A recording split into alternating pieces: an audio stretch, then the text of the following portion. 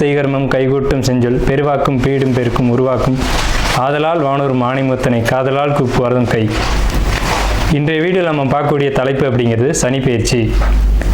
சனிப்பெயர்ச்சி அப்படிங்கிறத பற்றி தான் நம்ம பார்க்க போகிறோம். முதல்ல என்னுடைய குலதெய்வத்தையும் காவல் தெய்வத்தையும் நவகிரகங்களையும் பஞ்சபூதங்களையும் வணங்கி நான் இந்த பதிவை தொடர்றேன். அதாவது சனிப்பெயர்ச்சி அப்படின்னு நம்ம பார்க்கும்போது சனி பகவான் சரியான தமிழ் வருடம் குரோதி வருடம் பங்குனி மாதம் 15ஆம் தேதி இரவு மணி 9:44க்கு, இதுவே ஆங்கில தேதி அப்படின்னு பார்த்தீங்கன்னா 2025 வருஷம் மார்ச் மாதம் 29, தமிழ் பங்குனி 15 தேதி. இந்த தேதியில் இரவு 9:44க்கு கும்பராசியிலிருந்து மீன ராசிக்கு பெயர்ச்சியாகி போகிறாங்க சனி பகவான். அது இதுவரைக்கும் தன்னுடைய சொந்த வீடான கும்ப வீட்டில் மூலத்திரிகோண வீட்டில் இருந்து மீன வீட்டுக்கு பிரவேசிக்கிறது அப்படிங்கிறத பற்றியும் இதனால் ஏற்படக்கூடிய பலன்களை பற்றியும் தான் நம்ம பார்க்குறோம். இதில் 12 ராசிக்கு என்ன விதமாக பலன்கள் இருக்கும் அப்படிங்கிறத பார்க்குறோம்.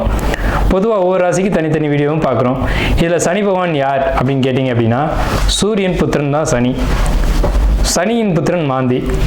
அதாவது சனியின் புத்திரன் மாந்தி அல்லது குளிகன்னு சொல்லுவாங்க. இதில் சனியினுடைய நிலை அமைப்பு என்ன அப்படின்னு கேட்டிங்கன்னா சனி மேற்கு திசைக்கு அதிபதி, மேற்கு திக்குக்கு அதிபதி. சூரியன் கிழக்க உதித்து மேற்கு மறைகிறாங்க. அதுக்கு நேர் எதிராக இருக்கக்கூடிய பிளானட் யாருன்னு கேட்டிங்கன்னா சனி பகவான். அதாவது 12 ராசிகளில் காலபுருஷனுக்கு 7ஆம் வீடுன்னு சொல்லக்கூடிய துலாம் வீட்டில் உச்சமடையக்கூடியவரும் மேஷத்தில் நீச்சமடையக்கூடியவருமான இந்த சனி பகவான் இருள் கிரகம் என்றும் நீதி கிரகம் என்றும் நீதி பாரபட்சமற்ற நீதிவான் அப்படின்னு நம்ம பார்க்குறோம். அதாவது ஒரு நீதிபதி என்ன பண்ணுறாங்க அப்படின்னா தவறுகளை விசாரித்து மரண தண்டனையாக இருக்கலாம், ஆயுள் தண்டனையாக இருக்கலாம், தங்களுடைய உணர்வுகளுக்கு அப்பாற்பட்டு நீதி வழங்குறாங்க. அந்த ஒரு தன்மையில் தான் சனி பகவான் அப்படின்ற ஒரு கிரகம் அமைப்பு அப்படிங்கிறது இருக்குது. அவருக்கு ஈவு இரக்கம் அப்படிங்கிறதுலாம் கிடையாது அப்படின்ற அச்சம் மக்களிடையே நிறைய இருக்குது. அப்படிலாம் கிடையாது. ஒரு தனிப்பட்ட ஒரு நபருடைய ஜாதகத்தில் ஏற்பட்டிருக்கக்கூடிய கர்ம வினைகள் என்ன அப்படின்னு பார்த்துட்டு அதுக்கான சரியான பலாபலன்கள் என்ன அப்படிங்கிறத கொடுக்கறதுல சனி பகவான் சரியான ஒரு நிலையில் இருக்கிறாரு அப்படிங்கிறதுனால தான் நம்ம அவரை நீதிமான் அப்படின்னு சொல்கிறோம். அவருக்கு வச்சிருக்க பேர் ஒரு சரியான பேர் தான். இவர் மேஷத்தில் நீச்சமடைகிறார் அப்படிங்கிறதுனால மேசராசிக்காரங்களை பாதிக்க மாட்டார் அப்படின்ற ஒரு கருத்தும் இருக்குது. இந்த 12 ராசிகளில் முதலாவது ராசியில் தான் சனி பகவான் நீச்சமடைகிறாரு. சனி பகவான் பொறுத்த வரைக்கும் மேற்கு திக்கில் தான் பலம் அதிகம். அதாவது மேற்கு திக்கு அப்படின்னு பார்க்கும்போது மிதுனம் துலாம் கும்பம் மேற்கு திசை. இதில் கும்பராசியில் திக்பலம் அடைகிறாங்க. ஒரு ஜாதகத்தில் 7ஆம் வீட்டில் சனி பகவான் நிற்கும்போது அந்த சனி பகவானுக்கு 7ஆம் வீடு மேற்கு வீடு அப்படின்னு பேர். அங்கே திக்பலம் அப்படின்ற ஒரு அமைப்பில் பலம் அடைகிறாங்க சனி பகவான். இப்படிப்பட்ட சனி பகவான் மக்களிடையே ஒரு தவறான கருத்து இருக்கு. சனி ஒரு இருள் கிரகம், சனி பகவான் ஒரு துன்பங்களை மட்டும் தரக்கூடிய ஒரு கிரகம். 2.5 ஆண்டு, அதாவது மொத்தம் 7.5 ஆண்டுகள் அவருக்கு துன்பம் கொடுக்கறதுக்கு மட்டுமே அதிகாரம் கொடுத்து வச்சிருக்காங்க அப்படின்ற மாதிரிலாம் இருக்காங்க. அந்த மாதிரிலாம் கிடையாது. நவ கிரகங்கள் அப்படின்னு எடுத்துக்கிட்டாலுமே ஒவ்வொரு கிரகமும் ஒவ்வொரு பணிகளை செய்வாங்க. அதில் 9 கிரகமும் இணைஞ்சா மட்டும்தான் ஒரு பலன் அப்படிங்கிறது கிடைக்கும். அதில் சனி பகவானுடைய பங்கு அப்படிங்கிறது ஒரு சிறப்பான ஒரு இடத்துல இருக்கும். இதில் நம்ம பார்க்குறது சனி பெயர்ச்சிக்கான பலன்கள். சனி பெயர்ச்சி 2025, 2025லேருந்து 2027 வரைக்கும் இந்த 2.5 ஆண்டு காலகட்டம், அதாவது 2.5 சொல்கிறோம். 2.5 ஆண்டு காலகட்டம் மீன ராசியில் பயிற்சி ஆகக்கூடிய இந்த சனி பகவான் மீன ராசிக்கு சனி பகவான் பயிற்சி ஆகிறாங்க. இதே சமயத்தில் அந்த வீட்டு அதிபதியான குரு பகவான் தன்னுடைய வீட்டுக்கு 4ஆம் வீடான மிதுனத்தில் தன்னுடைய சொந்த ராசி நட்சத்திரத்திலேயே பிரவேசிப்பாங்க. அதாவது குரு பகவானுக்கு 3 நட்சத்திரங்கள் கொடுக்கப்பட்டிருக்கு ஜோதிட சாஸ்திரத்தில். அதில் புனர்பூச நட்சத்திரத்தில் பிரவேசிப்பாங்க. சனி பகவான் தன்னுடைய சொந்த நட்சத்திரமான உத்திரட்டாதி நட்சத்திரத்தில் பயணிக்கும் போது குரு பகவான் தன்னுடைய சொந்த நட்சத்திரமான புனர்பூசத்தில் பிரவேசிப்பாங்க. ஆகையால் இந்த சனி பெயர்ச்சி அப்படிங்கிறது ரொம்பவும் ரொம்பவும் உத்தமமான பலன்களை மக்களுக்கு, பொதுமக்களுக்கு, வணிகம் செய்யக்கூடியவங்களுக்கு, தொழில்துறையில் இருக்கக்கூடியவங்களுக்கு, குருமார்களுக்கு, ஆன்மீகத்துறை சம்பந்தப்பட்டவங்களுக்கு, ஆன்மீகத்தில் இருக்கக்கூடியவங்களுக்கு, பொது சேவையில் ஈடுபடக்கூடியவங்களுக்கு, பொது காரியங்கள், அதாவது இறை காரியங்கள் இதிலெல்லாம் ஈடுபடக்கூடியவங்களுக்கு இந்த 2.5 ஆண்டு காலகட்டமும் ரொம்ப சிறப்பான உன்னதமான உத்தமமான பலன்களை இந்த சனி பகவான் கொடுக்க காத்துக்கிட்டு இருக்காங்க. அப்படிதான் இந்த கிரக நிலைகள் அப்படிங்கிறது அமைஞ்சிருக்கு. சனி பகவான் மட்டும் வச்சுக்கிட்டு நம்ம ஒரு பெயர்ச்சி பலன்களை சொல்ல முடியாது. சனி பகவான் மற்ற வருட கிரகங்கள்னு சொல்லக்கூடிய குரு பகவான், ராகு, இவங்களுடைய பேச்சின் அடிப்படையில் தான் தன்னுடைய பலன்களை முழுமையாக ஒரு ராசி கொடுப்பாங்க. இதில் நற்பலன்களை ஏற்படுத்தக்கூடிய ராசி அமைப்பு இந்த கோச்சார ரீதியில் அப்படின்னு பார்க்கும்போது ரிஷபம், கடகம், துலாம், மகரம், மற்றும் கன்னி இந்த 6 வீடுகளுக்கும் மிகவும் உன்னதமான பலன்களையும், மற்ற 6 ராசிகளான மேஷம், மிதுனம், சிம்மம், விருச்சிகத்துக்கு கூட நல்ல பலன்களை செய்யும். அதில் துலாமுக்கு மட்டும் வந்து ரொம்ப உத்தமமான பலன்களை செய்யும் அப்படி சொல்ல முடியாது. ஆனால் விருச்சிக ராசிக்கு அதிக நட்பலன்களை தரும், மகரத்துக்கு உன்னத பலன்களை தரும், கும்பத்துக்கு இதுவரைக்கும் இருந்த கஷ்டங்கள் குறைஞ்சி இனி நல்ல ஒரு காலகட்டம் அப்படிங்கிறது இந்த சனி பெயர்ச்சியில் உங்களுக்கு வந்து கண்டிப்பாக கிடைக்கும். இந்த 6 ராசிகளுக்கு, அதாவது மேஷ ராசிக்கு துன்பம் அப்படின்னு எடுத்துட்டா கூட ரிஷப ராசிக்கு நல்லா இருக்கு, கடக ராசிக்கு நல்லா இருக்கு, துலா ராசிக்கு காட்டிலும் விருச்சிக ராசிக்கு நல்லா இருக்கு, கன்னி ராசிக்கு நல்லா இருக்கு, மகர ராசிக்கு நல்லா இருக்கு. இந்த 6 ராசிகளுக்கு நட்பலன்களும், மற்ற 6 ராசிகளுக்கு பெரிய கெடுதல் இல்லை அப்படின்ற ஒரு நல்ல வார்த்தையை சொல்லி நம்ம வந்து வீடியோக்குள்ள போகலாம். காலபுருஷனின் 3வது வீடான மிதுன ராசி, அதாவது மேஷம், ரிஷபம் அப்படின்னு எண்ணி வரும்போது 3வது ராசியாக வச்சுருக்காங்க இந்த மிதுனத்தை. ஏன் 3வது ராசியாக வச்சுருக்காங்க அப்படின்னா, இந்த வீட்டினுடைய அதிபதி புதன், மிதுனத்துக்கும் கன்னிக்கும் அதிபதி வந்து புதன். இந்த மிதுன ராசிக்காரங்களுக்கு இந்த 2025 வரக்கூடிய சனி பெயர்ச்சியானது எப்படி இருக்கும் அப்படிங்கிறத நம்ம இந்த வீடியோவில் பார்க்குறோம். 2025 சுத்தமான தமிழில் சொல்லணும் அப்படின்னா, குரோதி வருஷம் பங்குனி மாதம் 15ஆம் தேதி இரவு 9:44 கும்பராசிலேருந்து மீன ராசிக்கு சனி பெயர்ச்சியாகி போகிறாங்க. அதாவது சனிக்கு மீனம் வந்து நட்பு வீடு அப்படிங்கிறது ஒரு கான்செப்ட் இருக்குது. மிதுனத்துக்கு சனி பெயர்ச்சி ஆகக்கூடிய இடம் 9ஆம் வீட்டிலேருந்து 10ஆம் வீட்டுக்கு பெயர்ச்சி ஆகிறாங்க.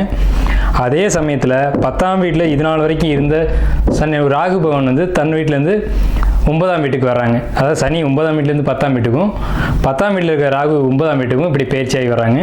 ஸோ இதுக்கு இடையில என்ன நடக்கும் அப்படின்னு பார்த்தீங்கன்னா, சனி ராகு சேர்க்கை நடக்கும். இந்த மிதுன ராசிக்கு இடைப்பட்ட காலத்தில் ஒரு 2 மாதத்து அளவுக்கு வந்து சனி ராகு ஒரே நட்சத்திரங்களில் பயணிப்பாங்க. அது கிட்டத்தட்ட 3 மாதம் வந்து ஒரே நட்சத்திரங்களில் சனி ராகுவும் சேர்க்கை இருக்கும். இது மிதுன ராசிக்கு நல்லதா அப்படின்னு கேட்டிங்கன்னா, ரொம்ப ரொம்ப ஒரு அற்புதமான ஒரு விஷயம்.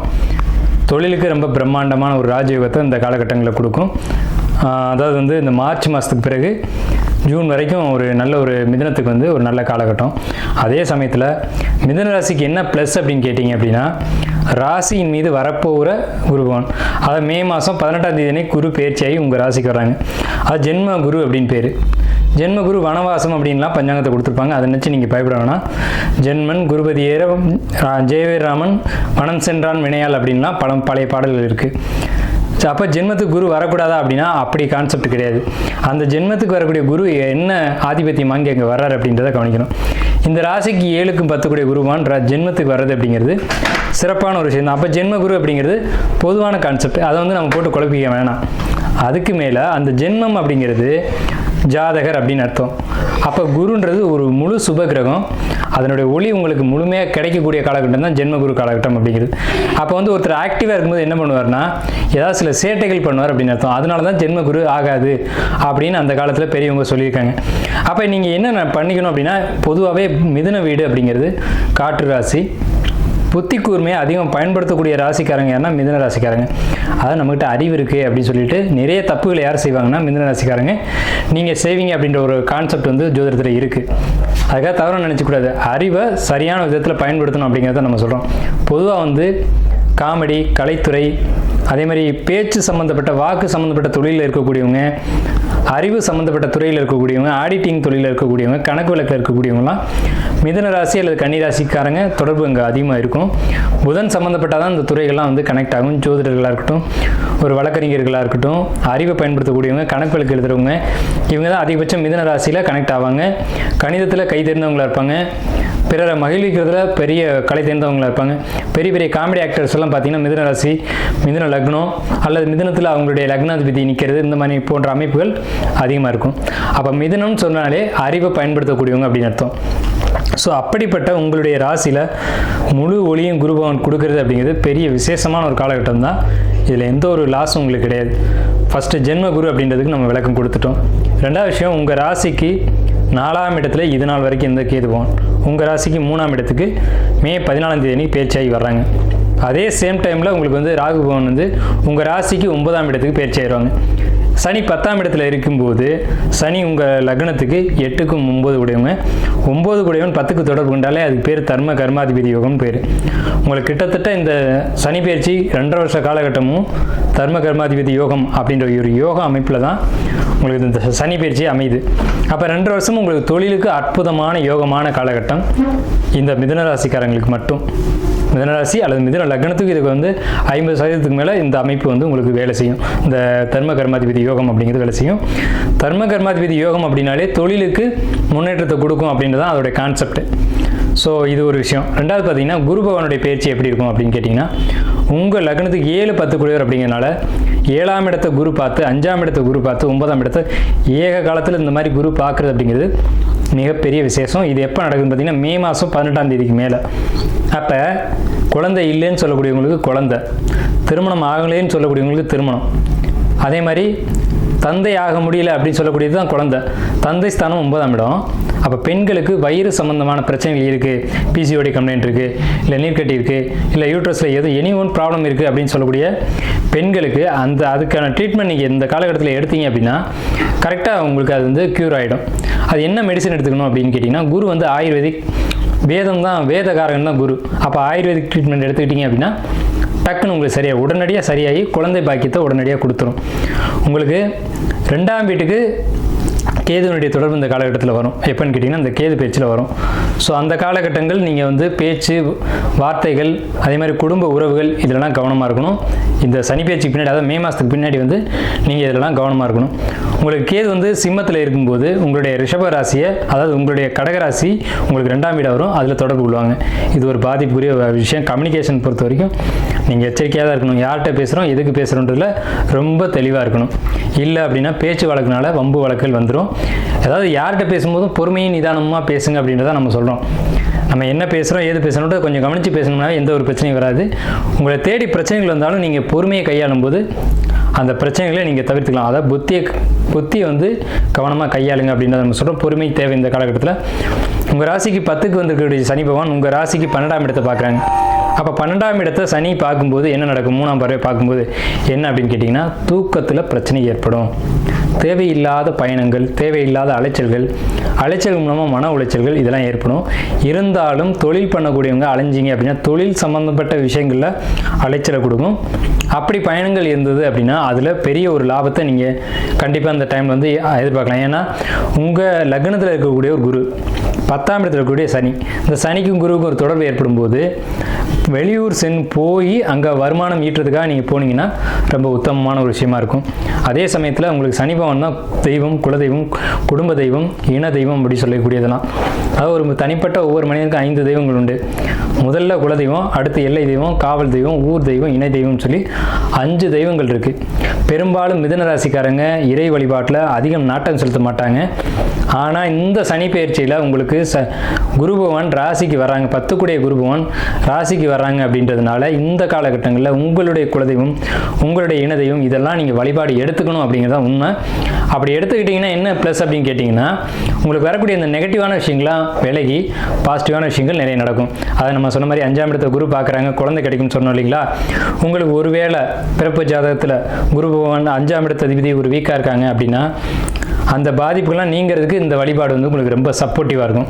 ஸோ இந்த சனி பயிற்சியானது மொத்தமாக பார்க்கும்போது உங்களுக்கு 80% மேலே நல்ல பலன்கள் தான் அதிகமாக தருது. ஸோ ஏதாவது பாதிப்புகள் இருக்கா அப்படின்னு கேட்டிங்கன்னா, தேவையற்ற அலைச்சல்கள் தான் தூக்கமின்மை கொடுக்கும். அதில் என்ன பண்ணுறீங்கன்னா, முடிஞ்ச வரைக்கும் தூக்கத்தில் கவனம் செலுத்துங்க. அதாவது நேரத்துக்கு சாப்பிட்டுட்டு நேரத்துக்கு தூங்குறதுக்கான இடத்துக்கு நீங்கள் போயிடுங்க. அதே மாதிரி சனின்றது பாதம், 12ஆம் இடம்ன்றது பாதம். ஸோ பாதங்களில், கால்களில் ஏதேனும் குறைபாடுகள், பிரச்சனைகள் வர வாய்ப்பு உள்ளது. அதை மட்டும் கவனம் செலுத்துங்க. 7ஆம் இடத்தை சனி பார்க்குறாங்க. மீன ராசிக்கு, மிதுன ராசிக்கு 7ஆம் இடத்துக்கு 10ஆம் பார்வையை சனி பார்க்கும்போது கணவன் மனைவி இடையே கருத்து வேறுபாடுகள் வர்றதுக்கான வாய்ப்புகள் உண்டு. கேதுவனுடைய தொடர்பு 2ஆம் இடத்துக்கு வருது அப்படின்றதுனால குடும்பத்துக்குள்ள, அதாவது கணவன் மனைவிக்குள்ள, குழந்தைகளுக்குள்ள சின்ன சின்ன மனக்கசப்புகள் ஏற்படும். அது ஏற்படாதவன்னு நீங்கள் பார்த்துக்கணும். உங்கள் குடும்பம், உங்கள் குழந்தை இதெல்லாம் நீங்கள் வந்து ஒரு நண்பர்கள் மாதிரியாக உட்காந்து பேசி இது வந்து ஒரு தீர்வு எடுத்துக்கணும். ஆனால் இந்த பிரச்சனைகள் ஏற்படும், அதுவே சரியாகும். ஏன்னு கேட்டிங்கன்னா, லக்னத்தில், அதாவது ராசியில் இருக்கக்கூடிய குரு பகவான் 7ஆம் வீட்டை பார்க்குறாங்க. 10ஆம் பார்வையை சனி பார்த்தாலும், தன்னுடைய கர்ம பார்வையை பார்த்தாலும் குருபவனுடைய பார்வை அப்படிங்கிறது எந்த நிலையிலிருந்து குருபவன் பார்த்தாலும் நன்மை மட்டும்தான் செய்வார். குருபவன் அந்த லக்னத்துக்கே கெட்டவர் தான். மிதுன லக்னத்துக்கு குரு பாதகாதிபதி தான். ஆனால் அவர் லக்னத்திலிருந்து 7ஆம் வீட்டை பார்க்கும்போது அந்த 7ஆம் வீட்டுக்கு சுபமான விஷயங்களை தான் செய்வார் தவிர அசுபமான விஷயங்களை நிவர்த்தி செய்வார் அப்படின்ற உண்மை. அதனால தான் நம்ம சொல்கிறோம், திருமணத்துக்காக காத்துக்கிட்டு இருக்கக்கூடிய பெண்களாக இருக்கட்டும் ஆண்களாக இருக்கட்டும், கண்டிப்பாக உங்களுக்கு இந்த சனி பயிற்சி காலகட்டத்தில் திருமணம் நடைபெறும். வயசாயிடுச்சு சார், 30 வயசு ஆயிடுச்சு, 35 வயசு ஆயிடுச்சு, ஆகிட்டு போட்டுமே, உங்களுக்கு இந்த காலகட்டம் சாதகமாக இருக்குது. இந்த சனி பயிற்சி ரொம்ப பாசிட்டிவான விதத்தில் இருக்குது. நீங்கள் இதை பயன்படுத்தி ஒரு நல்ல ஜோசியர்களை அல்லது உங்கள் குடும்ப ஜோசியர்களையோ அல்லது எங்களை மாதிரி ஜோசியர்களையோ நீங்கள் அணுகி உங்களுடைய ஜாதகத்தை கொடுத்து, திறமையான ஜோசியர்கள்ட்ட உங்கள் ஜாதகத்தை கொடுத்து நல்ல தெளிவான ஒரு ஆய்வுக்கு வந்து ஒரு முடிவுக்கு வாங்க. நீங்களாக எடுத்தோம் கவுத்தோம் அப்படின்னு 1 2 3 நீங்களாக எண்ணிக்கிட்டு நீங்களாக ஒரு முடிவுக்கு வராதிங்க. ஏன்னா ஜோதிடம்ன்றது மிகப்பெரிய கடல். அதாவது நம்ம வந்து ஜோதிடம்ன்றது 3/4 பங்கு, நிலப்பரப்புன்றது 1/4 பங்கு தான். நான் ஜோதிடத்தை ஆய்வு பண்ண முடியுன்றது ஜோதிடர்களாலே முடியாத காரியம். அதனால அவங்கவுங்க சுய ஜாதகத்தை தார தோசை இருக்குது, களத்திர தோசை இருக்குது, செவ்வாய் தோசை இருக்குது, ராகிய தோசை இருக்குது அப்படின்னு தோஷம்ன்றதை நீங்களே சொல்லாதீங்க. தோஷங்கள் உண்மைதான், ஏன்னா பராசர காலத்தில் இதெல்லாம் உண்டு. ஆனால் தோஷத்துக்கு விதிவிலக்குகளும் நிறைய உண்டு. ஸோ அதனால் ஒரு ஜோதிடர்களை அணுகி உங்களுடைய ஜாதகத்தை கொடுத்து இதில் என்ன பிரச்சனை இருக்குது, என்ன பாசிட்டிவான விஷயம் இருக்குது அப்படிங்கிறத கேட்டிங்க அப்படின்னா, இந்த கோச்சார கிரகங்களுக்குன்னு ஒரு வலிமை இருக்குது. அது கோச்சாரத்தில் கிரகங்கள் வரும்போது அதுக்கான பாசிட்டிவான விஷயங்களை அந்த கிரகம் செய்யணும் அப்படின்ற அமைப்பில் உங்களுக்கு இந்த மாதிரியான பாசிட்டிவான விஷயத்தை கொடுக்கும்ன்றதை நம்ம சொல்லியிருக்கோம். இருந்தாலும் உங்கள் சுய ஜாதகத்தையும் ஒரு முறை பரிசீலனை பண்ணி முடிவுக்கு வாங்க. குழந்தை இல்லாதவங்களுக்கு குழந்தை கிடைக்கும், திருமணம் ஆகாதவங்களுக்கு திருமணம் கைகூடும்.